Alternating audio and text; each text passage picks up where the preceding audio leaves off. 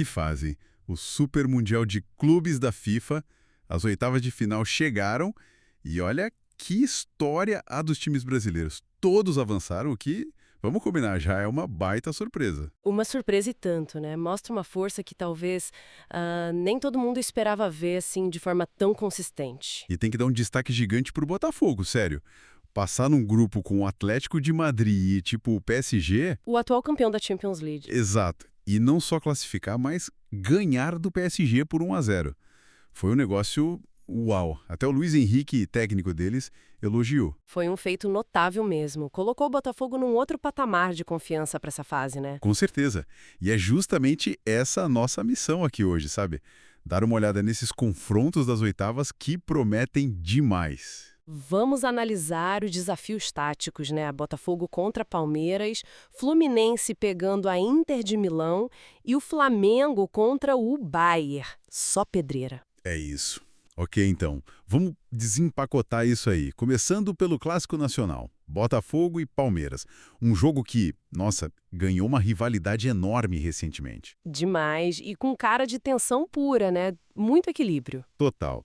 E taticamente, como você vê esse duelo? São estilos bem diferentes, né? Sim, é um contraste bem interessante, eu diria.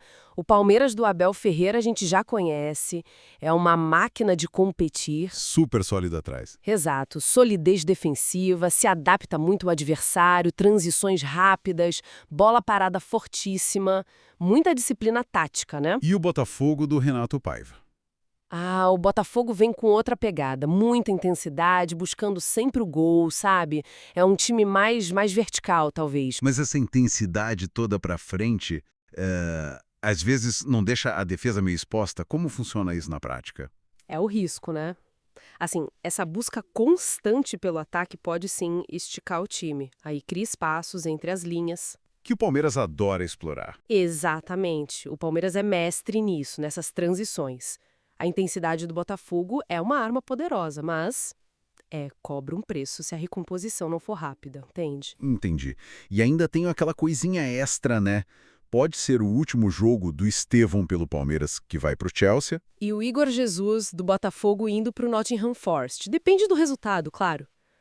Mas pesa sim. Isso adiciona uma camada emocional, né? Com certeza. E o que é fascinante é como a história recente apimenta tudo isso. Se você olhar o geral, o Palmeiras tem mais vitórias. Mas nos confrontos recentes decisivos, Aí o Botafogo levou a melhor. Libertadores de 2024, Brasileirão de 2024. Isso mexe com a cabeça, não tem jeito. Muda a dinâmica emocional do jogo.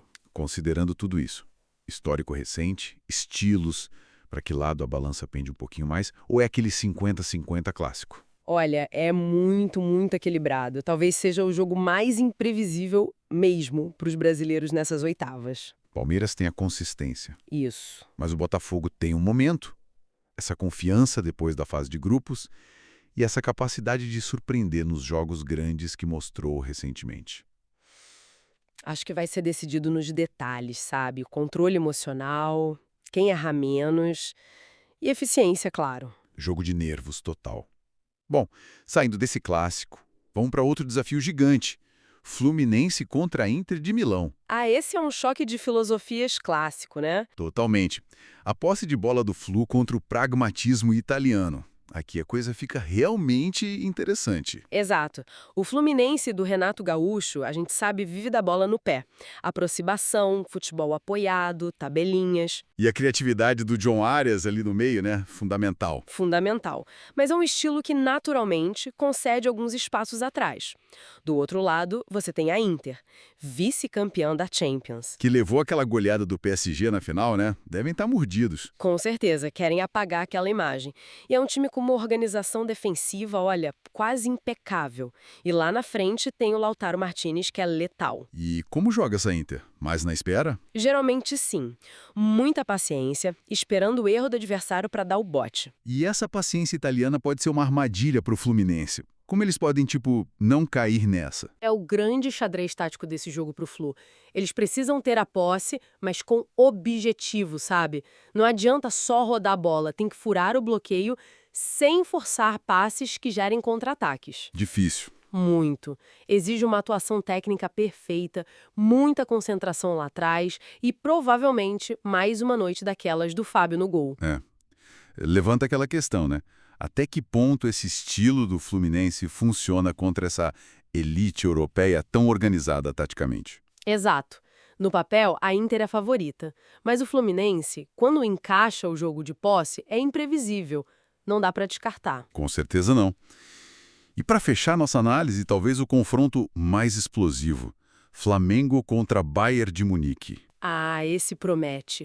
Uma verdadeira batalha das altas pressões, eu diria. Ritmo deve ser alucinante. É curioso como os dois times gostam disso, né? De pressionar lá em cima. Muito. O Flamengo do Felipe Luiz adota essa postura agressiva, tentando roubar a bola já no ataque. Conta muito com a qualidade do Arrascaeta e do Pedro para definir rápido. E o Bayern? Bom, o Bayern é o Bayern, né? É uma potência mundial nisso. A pressão pós-perda deles é, assim, avassaladora. Linhas adiantadas, reação imediata para retomar a bola. E com jogadores como o Harry Kane para finalizar, é complicado. E é impressionante mesmo essa obsessão dos dois pela marcação alta. Mas aí fica a dúvida, qual pressão tem mais chance de funcionar melhor, a do Fla ou a organização alemã? É um xadrez em altíssima velocidade, né? Quem executar melhor a sua pressão e, principalmente, quem conseguir se defender melhor quando essa pressão for quebrada. Porque os dois times se expõem fazendo isso. Exatamente. Ambos se expõem. A chave vai ser eficiência na transição defensiva. Se a gente pensar no quadro geral, é um teste brutal para a defesa do Flamengo contra os passes longos e a velocidade do Bayern. O favoritismo pende para o Bayern, pelo elenco estelar. Olha, é natural pensar assim. O elenco do Bayern é absurdo. Mas o Flamengo tem muita qualidade individual também. Tem jogadores que podem decidir.